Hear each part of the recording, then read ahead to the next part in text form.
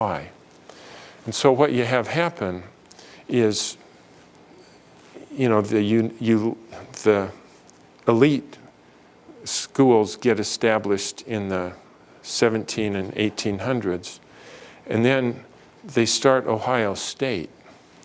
And what they want to do with the land grant is to make it affordable so a whole new population of people can access to higher ed. But the minute that thing is established at what was then the low end, you turn around and you come back and these guys are offering 4-year degrees, and they turn around and they've expanded the majors, and you turn around and they're offering masters and then doctorates, and as they tried to emulate the elite schools, they didn't disrupt them. They had to replicate their disruption, their business model. And there are a lot of them. You go to Salt Lake or Utah County now, and it's Utah State University now. And 20 years ago, it was a little community college, but they just want to replicate, and there isn't anything that expands a low-cost model up market. And so disruption historically hasn't happened. There's a group at the high end that have brands like Harvard and Yale and Stanford and so on. And they behave a lot like Gucci and Armani. And there's a job that some people want to do, which is, I just need to feel like I belong to an exclusive group. And so you buy one of those things with a brand that helps you feel like you're important and belong to an exclusive group. And essentially that's what the Ivy League type schools are, is there. And they have to contrain, they can't grow very large, because if a lot of people have access to it, then it loses their exclusivity. And so there's a group up there that is just there. But what we're thinking is that online learning brings to higher ed the same kind of extendable core that enables now innovators to start at the bottom of the market with a simple product that is much lower in cost and extendable to provide the market with higher and higher products. And that's why we decided that in the future, disruption actually could happen to higher ed. Thoughts? Yes? Books. Didn't books disrupt universities from the Middle Ages? But yet universities are still around. I don't think that a book, even though it conveys the knowledge and it captures what you're saying, and it has an existence in life for beyond a person. So I don't know whether distance ed can do it, because what it requires of the student is so much more, I think, than a student sitting in a classroom being motivated directly by a teacher. How many of you have the same question? I'm glad you raised that, because it's a great observation. Okay. How many of you thought about that? Yeah, I've been there very much in the same way. And let me just offer this as a different way to think through that problem, which is a really important one. So we're trying to figure out, what is it that causes customers to buy a product? And there are a lot of studies that gave us correlations between somebody who has, it looks like this, and there's a correlation between that and their propensity to buy a product. But we wanted to figure out what causes it. And what we've decided is that when we buy a product, what happens inside of us is we just have a job we have to do. And we hire products to get these jobs done for us. And the insight is that understanding the customer is the wrong unit of analysis. We need to understand the job the customer is trying to do. That's what we have to understand. And so I want to give you a couple of stupid examples of this, and then we'll come back again to higher ed. So one of the big national fast food chains was trying to goose up the sales of their milkshakes. And they had brought people in who bought their milkshakes and asked them, could you please tell us how we can improve the milkshakes so you buy more of them? They get very clear feedback. They would improve the product on those dimensions. And it never had any impact on sales or profits whatsoever. So we went in with this other question on our mind, and that is, when people buy a milkshake, there's got to be a job they're trying to do that caused them to come in and hire the milkshake. So we stood in a restaurant for 18 hours one day and just took very careful notes on whenever they bought a milkshake, what time did they buy it? What were they wearing? Were they alone? Did they buy other food with it? Did they eat it in the restaurant, or did they get in the car and drove off with it? And it turned out that about 50% of the milkshakes were sold in the very early morning before 8 o'clock. It was the only thing they bought. They were always alone, and they always jumped in the car and drove off with it. So to figure out what job they were trying to do that caused them in to hire this milkshake, we stood outside the restaurant the next day so that we could confront these people as they emerged in the morning with their milkshake in hand. And in language that they could understand, we essentially said, excuse me, please, but I got a problem here. It's 7:30. What were you trying to do for yourself that caused you to come here to hire that milkshake? And as they'd try to answer, we'd try to help them by saying, well, think about the last time you were in the same situation, needing to get the same job done, but you didn't come here to hire a milkshake. What did you hire? And at the end of the day, we took all of that data together and we figured out that in the morning, they all had the same job they were trying to do, and that is they had a long and boring drive to work. And they just needed something to keep themselves occupied when they had this ride. One hand had to be on the wheel, but somebody be given me another hand and there's nothing in it. And I just needed something to do with that other wheel while I drove to keep myself occupied. I'm not hungry yet, but I think I'll be hungry at 10 o'clock. And so I also need something that will just stay down in my stomach and keep me full for the morning.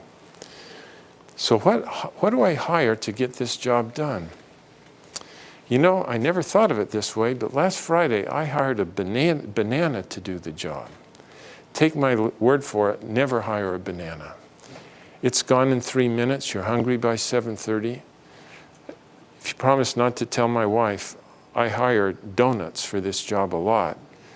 But man, they crumb all over my clothes, they are gone fast, it caused my fingers sticky.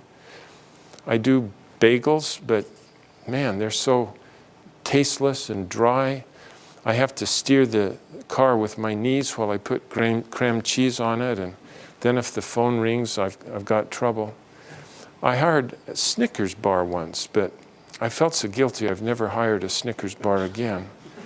But let me tell you, when I come here to this McDonald's and I hire this milkshake, it is so viscous. It takes me 25 minutes to suck it up that thin little straw. I don't care what the ingredients are. All I know is I'm full all morning, and it fits right in my cup holder. And it turns out that the milkshake does the job better than any of the competitors, and the competitors are not Burger King and Wendy's milkshakes, but it's bananas, donuts, bagels, Snickers bars, and so on. And once we understood the job that the customers were trying to do, then we could really improve how they could change it to do the job better. Peter Drucker observed it better than we did when he said the customer rarely buys what the company thinks it's selling him. So let me stop it here. Are there different jobs that your customers, the students, are needing to get done for which they might hire BYU Hawaii to get the job done for them? Is there one job, two jobs? Several. There could be simple get a job. There could be get to grad school. There could be social experience. Mm-hmm. Just for three. Yeah. Others. Yeah. Spouse. Yeah. Yeah, no, that's a big deal. So, It might actually even be to learn something. yeah,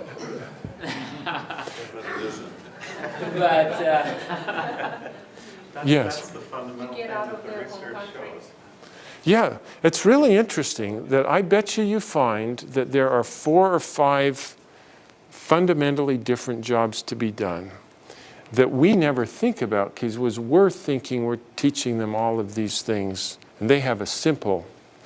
So I know there's some where the job is, the last thing in the world I ever want to do is to have to go on campus to learn this.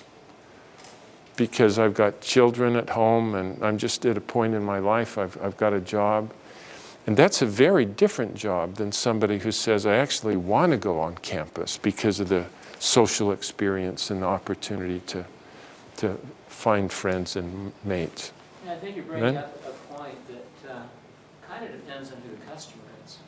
You know, if they just got married, you know, they want to get out of here really fast, they just want to get a job. If they're a brand new freshman, you know, they want to kind of experience life a little bit, have some social things going on, and then maybe eventually find a spouse. And I also think you've got other customers besides the students. Mm-hmm. You kind of have to think who's paying for it. That's right. You know, so one would be the parents. I think you got customers of the students once they get out into the world, and so that would be, you know, with BYU, that could be the church, and that could certainly be employers. And so, Yeah. you know, we got really a number of different customers that probably are hiring BYU to do different That's things. right. That's right. You know, something interesting, I've been here only less than 5 years, but I travel to Finland almost every year. When I was young, the school across the street from our home had bicycles. Then a couple of years went by and it was filled with Suzukis. 2 years ago when I went, they had kind of like your little red cars, but it looked almost like Prius but half. You had 2 seats in the front, and I just said, what on earth are those? And those are the little cars that all the students use, because in the wintertime, now they don't get rain or snow. It's nice and warm inside. It has a yellow triangle in the back, which means that you can't go to the Autobahn or the highways and drive fast. Mm-hmm. So students are one customer. The other customer are the drunks. You get a DUI in Finland, you will lose your license that moment. You might go to jail, so you cannot drive your car. And you have the nice Mercedes, but you can't drive it. So the drunks, who now are reformed, because you only need a motorcycle license to drive that mini car. A driver's license to get that costs about $2,000 to $3,000. Now they have these little cars, then they go and they commute to their work. They can get these cars and they can get around and they don't have to go to the highway. Uh-huh. So our students, ever since I came here, I said, how do you see BYU Hawaii in the future? Nobody saw a campus.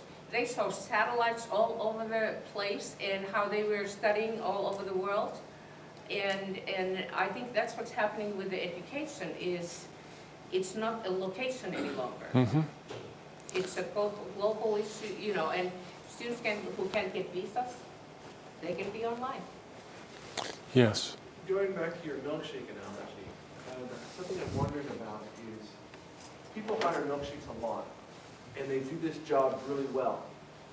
But as a society, we really like them to have bananas in the morning because bananas don't make you chronically obese and lead to other heart problems when you're older. Yeah. So as we're considering which options we choose and what disruptive innovations might be looking at in higher education,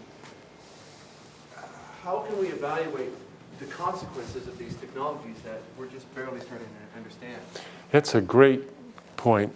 Let me walk through this thing, and then let's come back to that question about we'd rather have them use a banana rather than a milkshake. So there is 4 levels in the architecture of a job.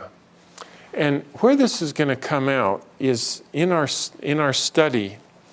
It's very, very hard for one organization to be successful over a significant period of time if they're trying to do 2 fundamentally different jobs for customers.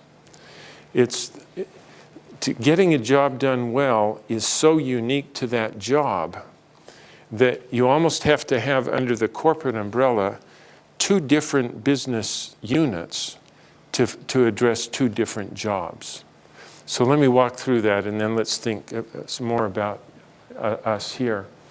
So at the fundamental level, you just have to understand what's the job to be done. In other words, what's the basic result or outcome that I need to get done?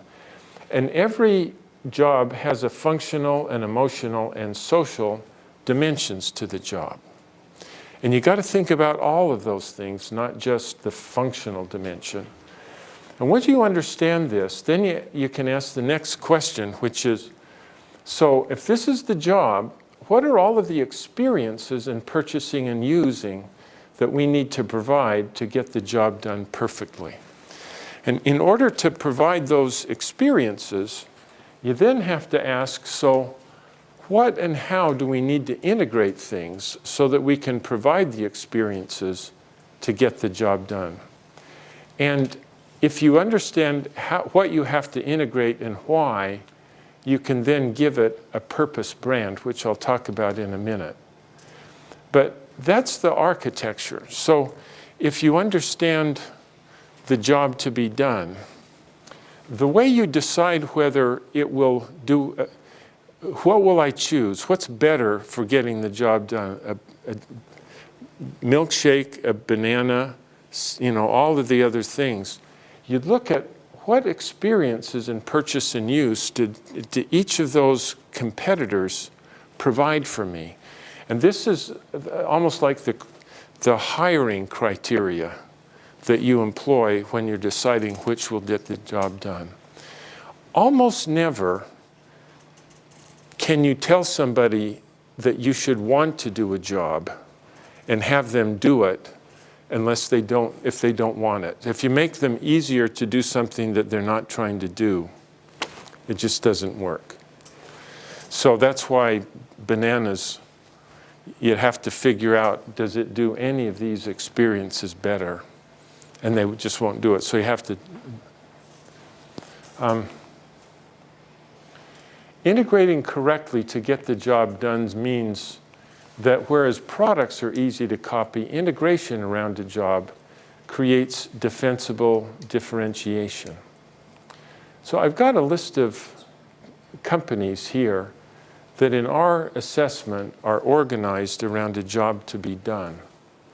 And let's just pick Ikea for a minute. Ikea has been rolling out its business model for the last 40 years. Nobody has copied Ikea. Nobody. And it's not that they have secrets. Anybody can walk in, buy any of their products, disassemble them, copy them. It's not that there's no money into it. Their owner is the 3rd richest guy in the world. But nobody has copied Ikea. What job arises in your life that causes you to think, I got to go to Ikea? What's the job to be done? Any of you been in that part of the world? What was the job? Well, aesthetically, some of their stuff's pretty good, and it's quite inexpensive. So if you want something that looks good but doesn't cost very much, they're a go-to place. Yeah, and I would add a third thing. We need it now. Yes. For those of us that aren't as familiar with Ikea, I mean, I've heard of it, but I've only been in one, I've only ever been anywhere once where it's been. So I'm not that familiar with what they do to make it available now. Well, this happened in the life of our son last summer. We called up and said, Dad, I got to move into my new apartment tomorrow, and I got no furniture. I got to furnish that place tomorrow. And if that's the job to be done, and he wants to make it nice, but it's got to be cheap, but I got to get it done tomorrow, the word Ikea pops into your mind.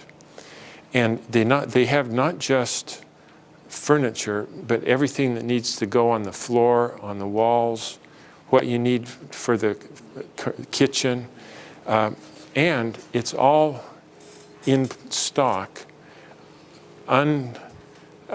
unassembled, but in boxes, so you can put it on top of your car and get it home and do it yourself. And it's Will they deliver? Will they put it together and deliver it to you? no. No.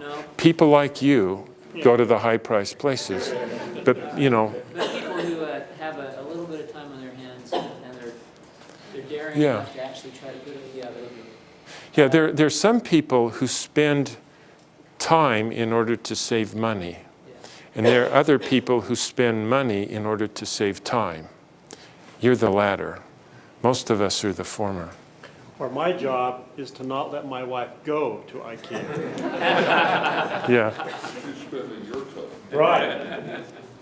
So if we go back to this idea, let's take two jobs to be done.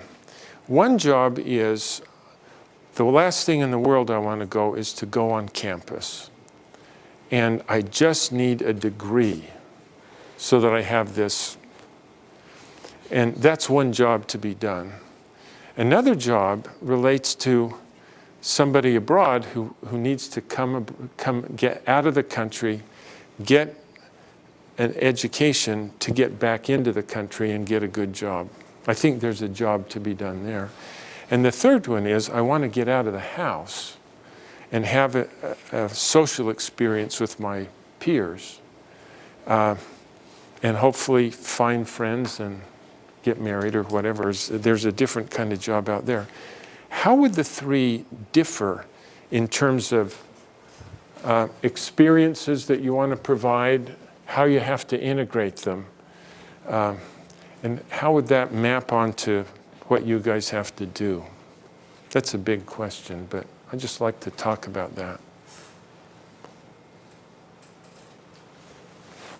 As we're thinking about that, Clayton, I think what I want to, I have a tension going on in my mind on organizing college classes, curriculum, around with what students are hiring us for versus what we should be hired for. Because I don't want to turn the college over to market forces necessarily. That's right. And That's a good I point. want to be sensitive about it. But the college does the job that should be done versus doing the job that students would hire us to do. Uh-huh. Because I don't trust the students that much Uh-huh. to know what job should be done. Yeah. Can I add one thing there? And this comes back a little bit to, I do think the market should tell us what job we should do. But there's more than one market. You know, we got students, but then we got employers. We've got society at large. We pay the taxes or the tithing, you know, and we have parents. And so if you combine all those together, that might tell us what job we need to get done. Mhm. Very few students would hire us to teach GE. If they, I mean, if that was their choice, if they could get a degree without GE, that's what they would opt for. Well- But we may not, I mean, we may conclude though that that is not the job that should be done. And when I look at online programs, that. So we've just recently done a project for Chevrolet. And the way they think of their market is that the market is structured by product category. So for everything that Toyota has, Chevrolet has a competitor. And they think that they compete head on, and so in order for this to beat that, this has to have more features at lower cost and higher reliability, and boy, this is a tough game. But this is not the way all of us think about the car business. We don't think about the product, the market by customer category. We just have jobs to do. Now, it turns out that about 3 million people every year, when they buy a car, the job is that my car is my office. I'm a salesperson, I'm a service person, and I got to work out of my car. If that's the job you have to do, what product would you buy to get that job done well? I got to work out of my car. Actually, there isn't one. You know, if you have a pickup, sometimes if you're in the business like that, it can help. But there isn't actually a car that was designed as an office. And so you watch what people do. They screw down the dealer to get the lowest price possible. And so the car companies and the dealers think that it's a very price-sensitive market. And then you watch these guys, and the minute they drive it off of the lot, they start spending money like you can't believe. They need a BlackBerry, they need Verizon, they need a way to recharge their laptop while you're driving. There's all kinds of things they need, but they have to kind of put together a kludgy solution, because nobody designs a product to serve like an office. And so there's a job to be done, nobody's doing it well, and so there are all kinds of workarounds on which they spend thousands and thousands of dollars every year. And General Motors doesn't get any of that money that they spend turning it into an office. And so if General Motors instead created a car that has a big screen BlackBerry right in the so that you can do your email without pulling it right up. And it has Free Friends, Stone, all of these kinds of things. I had a stroke and I can't say things but you get a sense for what I'm saying. And you have that as a system inside of all of these products. Then you'd have to give it a brand. And talk to me about what brand you would create to this product line. And what would you want the brand to do for you? Any thoughts about this? You know, the car that I think about that's most customized for that is a police car. It has bars across the back, it's got a jail. Yeah. Seat, it's got a computer, it's got That's interesting. communication. All put on after the fact, because there's nobody making a product to do that job. That's interesting. Maybe the next one like a yellow school bus. Also RV, right? It's a small RV. Yeah, that's a good point. But stay with this one. A line of products and we want you to buy this product when you have this job to be done, which is you need to be able to work in the car. what would you hope the brand would accomplish?